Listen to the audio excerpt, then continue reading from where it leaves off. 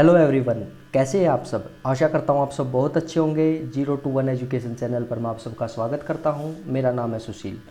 आज हम अपनी इस नई वीडियो में टेलीमेडिसिन, उसकी उपयोगिता व उसके महत्व के विभिन्न पहलुओं पर चर्चा करेंगे।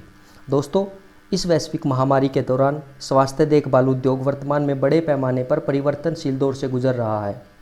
इस संकट के दौरान सामान्य स्वास्थ्य देखभाल सेवाओं को बहाल करने की आवश्यकता है। वर्तमान में टेलीमेडिसिन, जिसे ई स्वास्थ्य सुविधा का एक बेहतरीन उदाहरण माना जाता है, की आवश्यकता को महसूस किया जा रहा है।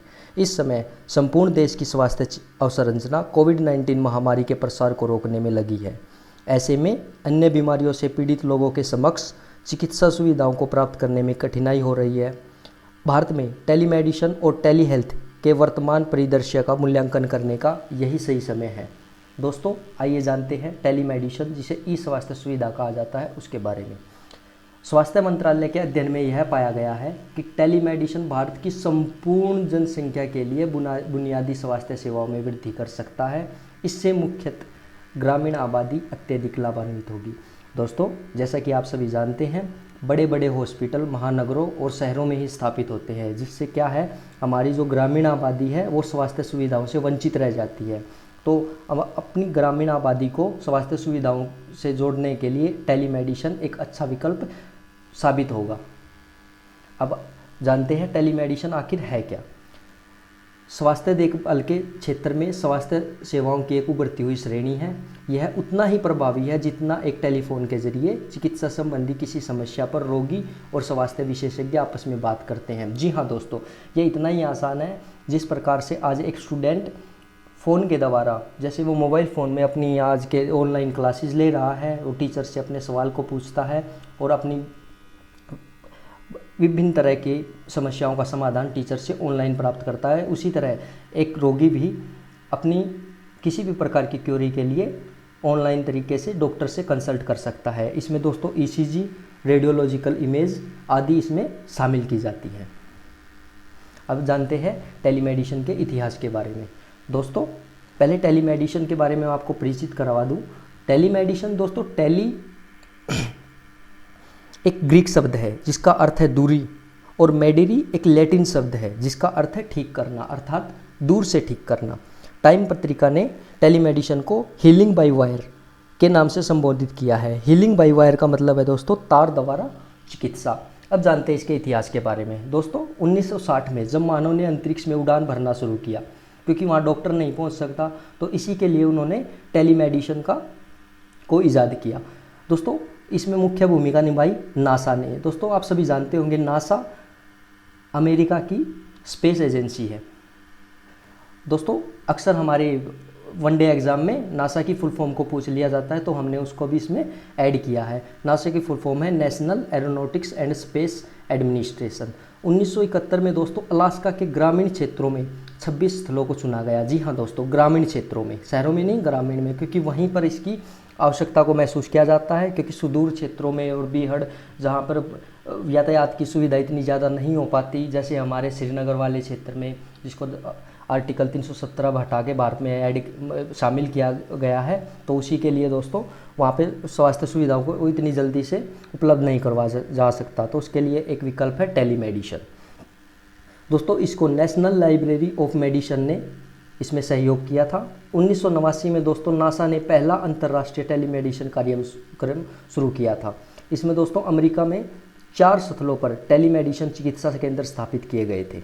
अब दोस्तों जानते हैं भारत में इसकी क्या भूमिका है, इसका विकास कैसे हुआ है। दोस्तों, टेलीमेडिसिन का 2001 में दोस्तों टेलीमेडिसिन सुविधा पायलट प्रोजेक्ट को शुरू किया गया था।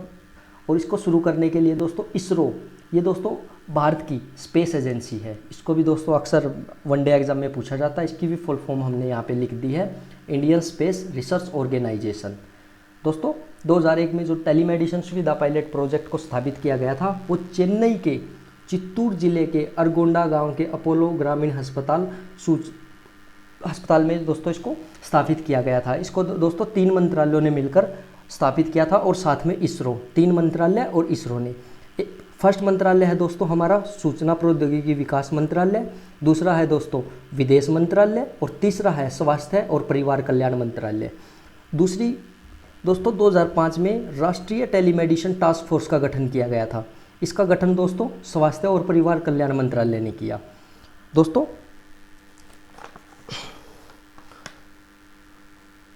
इसरो का टेलीमेडिसिन नेटवर्क एक लंबा सफ़र तय कर चुका है। इस नेटवर्क में 45 दूरस्थ ग्रामीण अस्पताल और 15 सुपर स्पेशलिस्ट अस्पतालों को जोड़ने का कार्य किया जा चुका है। दूरस्थ क्षेत्रों में अंडमान और निकोबार तथा लक्षद्वीप के विभिन्न द्वीप, जम्मू और कश्मीर के पहाड़ी क्षेत्र, उड़ीसा के मेडिकल कॉलेज और अन्य राज्यों के कुछ ग्रामीण जिलों को अस्पताल के इस नेटवर्क में शामिल किया गया है।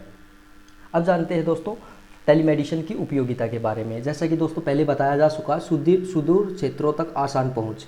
अब दोस्तों एक व्यक्ति अपने गांव में बैठा हुआ है और यहाँ पे कोई हॉस्पिटल है, तो दोस्तों ये दूर का क्षेत्र हो गया। तो इसमें हम जैसे ऑनलाइन कक्षाएं हम अपनी स्थापित की जा चुकी हैं। जैसे एक छात्र दूसरी जगह पे बैठ के अपनी क्लास को अटेंड करता है, ऐसे ही एक रोगी किसी भी रोग के विशेषज्ञ से बात कर सकता है।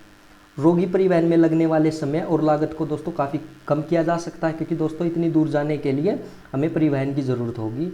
तो अक्सर क्या होता है कि बहुत सारे रोगियों की मृत्यु तो रास्ते में ही हो जाती है आपदा के दौरान। जैसे दोस्तों अब कोविड-19 चला हुआ है और इसमें एक बात आपको अक्सर सुनाई देती होगी, फिजिकल डिस्टेंस, सामाजिक दूरी बनाए रखें, जिसके कारण देश की अर्थव्यवस्था मंदी के दौर में गुजर रही है। तो दोस्तों उससे निपटने के लिए भी ये बहुत ही कारगर है, क्योंकि एक रोगी अपने घर में रह के विशेषज्ञ डॉक्टर से कंसल्ट कर सकता है। इससे फिजिकल दूरी भी मेंटेन रहेगी, रोगी और डॉक्टर वो भी दोनों स्वस्थ रहेंगे। और दोस्तों जैसे जैसे टेलीमेडिसिन आगे बढ़ेगी, विकास करेगी, तो उसमें रोबोट्स का उपयोग भी स्वास्थ्य टेलीमेडिसिन सर्जरी के उपयोग में किया जा सकता है। अब दोस्तों टेलीमेडिसिन को ग्राफ के द्वारा समझते हैं। जैसे कि आप देख रहे हैं यहाँ पे एक पेशेंट को दिखाया गया है। ये पेशेंट दोस्तों अक्सर गाँव में क्या होता है, हम प्राथमिक स्वास्थ्य सेंटर खोल देते हैं, तो उसी की तरह दोस्तों यहाँ पे एक क्लिनिक कॉल सेंटर को खोला जाएगा, जिसमें यहाँ पर एक व्यक्ति होगा जो रोगी की बातों को समझेगा, उन्हें जानेगा और केस मैनेजर से बात करेगा। दोस्तों केस मैनेजर डॉक्टर अक्सर जो स्पेशलिस्ट डॉक्टर हैं वो अपने पास केस मैनेजर्स को रखते हैं और वो डॉक्टर से कंसल्ट करते हैं रोगियों के बारे में। आपने देखा होगा बड़े बड़े हॉस्पिटल में जो पर्ची काटने वाले होते हैं वो केस मैनेजर का ही कार्य करते हैं। तो इस हिसाब से दोस्तों जो गांव में बैठा हुआ है वो इन उपकरणों के द्वारा, जो इंटरनेट के उपकरण है, इंटरनेट के द्वारा रोगी की पूरी जानकारी को केस मैनेजर के पास पहुंचाएगा और केस मैनेजर उस जानकारी को विशेषज्ञ डॉक्टर के पास पहुंचाएगा। इस तरह दोस्तों सुदूर क्षेत्रों में स्वास्थ्य सुविधाओं की पहुंच आसान हो जाएगी। और दोस्तों उसके बाद अगर रोगी कुछ ज़्यादा ही इंटेलिजेंट है, पढ़ा लिखा है, तो वो सीधे सीधे भी ऐसे बात कर सकता है।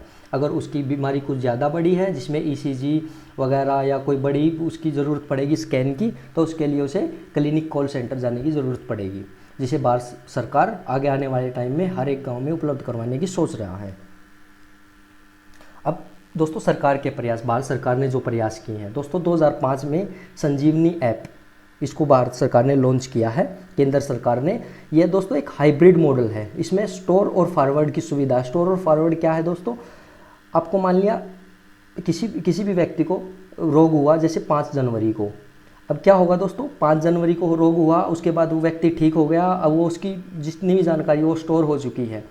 अब बाई चांस हो सकता है अगली बार फिर बीमार हो जाए, तो दूसरी बार उसकी सारी की सारी जानकारी एक क्लिक में उसके डॉक्टर के सामने आ जाएगी और डॉक्टर समझ पाएगा कि पिछली बीमारी रोगी को क्या हुई है, तो उसके द्वारा उसकी बाकी बीमारियों को समझते हुए इलाज को और आसान बनाया जा सकता है। ये दोस्तों रियल टाइम अवधारणा पर आधारित होती है। जैसे 5 जनवरी, तो वहाँ पे भी 5 जनवरी को ही शो करेगा कि 5 जनवरी को आपने कौन से टेस्ट करवाए हैं। रोगी को किसी भी तरह की जानकारी के लिए यहाँ पे डॉक्टर वो किसी भी जानकारी के लिए वो यहाँ पे डॉक्टर से बात कर सकता है। दोस्तों सुदूर ग्रामीण क्षेत्रों में विशेषज्ञ डॉक्टरों की सेवाएं ऐसे ही उपलब्ध करवाई जा सकती हैं, जिससे जो हमारे देश में डॉक्टरों की कमी है उसको कुछ हद तक पूरा किया जा सकता है। दोस्तों सरकार का दूसरा प्रयास है कॉमन सर्विस सेंटरों में टेलीमेडिसिन सेवा सेहत, जो 2015 में शुरू की गई है।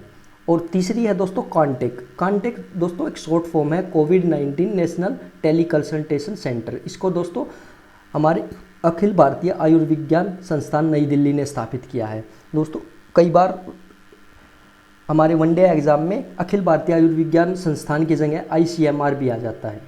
तो दोस्तों आप इसको भी याद कर लीजिए, ICMR, अखिल भारतीय आयुर्विज्ञान संस्थान नई दिल्ली। दोस्तों टेलीमेडिसिन सभी समस्याओं का समाधान नहीं हो सकता, लेकिन कई समस्याओं को संबोधित करने में बहुत महत्वपूर्ण हो सकता है। टेली हेल्थ, टेली एजुकेशन और टेली होम हेल्थ केयर जैसी सेवाएं स्वास्थ्य सेवा के क्षेत्र में चमत्कारिक साबित हो रही हैं। आपदा प्रबंधन के क्षेत्र में टेलीमेडिसिन का विशेष महत्व है, जैसा कि वर्तमान में कोरोना वायरस के प्रसार के दौरान देखा जा रहा है। टेलीमेडिसिन की पहल अंतर्राष्ट्रीय स्वास्थ्य सेवाओं को करीब ला रही है और गुणवत्ता स्वास्थ्य सेवा प्राप्त करने में रुकावटों को दूर कर रही है। दोस्तों इसी के साथ आज हम अपने इस लेक्चर का एंड कर रहे हैं। मैं आशा करता हूँ आप सबको मेरा लेक्चर बहुत ज़्यादा पसंद आया होगा। अगर दोस्तों आपको पसंद आया है तो आप इसे लाइक कर सकते हैं, शेयर कर सकते हैं। अगर दोस्तों आपको मेरा लेक्चर किसी भी तरह की आपको इसमें दिक्कत महसूस हुई है तो आप मुझे इसमें मुझे मैसेज कर सकते हैं, ताकि मैं अपने लेक्चर को और ज़्यादा सुधार सकूं और आपके लिए ऐसी ही अच्छी जानकारी लेके आता रहूं।